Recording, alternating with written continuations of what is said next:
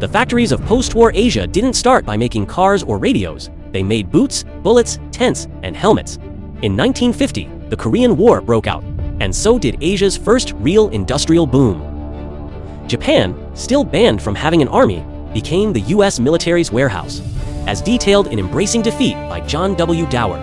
General Douglas MacArthur's staff funneled over $3.5 billion in military contracts to Japanese companies. By 1953, ships at Yokohama port smelled of oil and rust as crates of uniforms, tires, and M1 rifles were loaded day and night.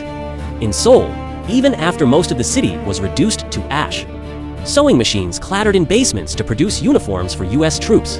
As the Korea Journal later recorded, one South Korean textile plant saw orders jump from 3 to 300 tons in a single month. Children helped their parents cut cloth with numb fingers in the winter cold.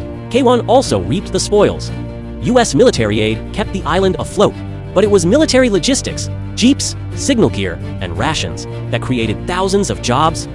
A 2020 study in Modern Asian studies showed that over 60% of Taiwan's early exports in the 1950s were linked to defense supply chains. Even small British colonies like Singapore were drawn in.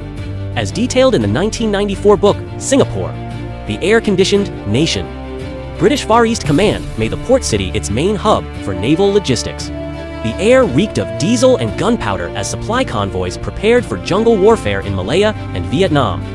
In a 1952 briefing, U.S. Army economist Charles Kindleberger told the Truman administration, "Kindleberger, Asia will grow faster by building what we destroy."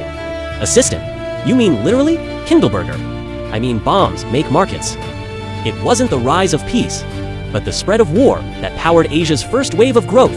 By 1960, nearly 40% of South Korea's exports and over half of Japan's foreign earnings were tied directly or indirectly to U.S. military spending.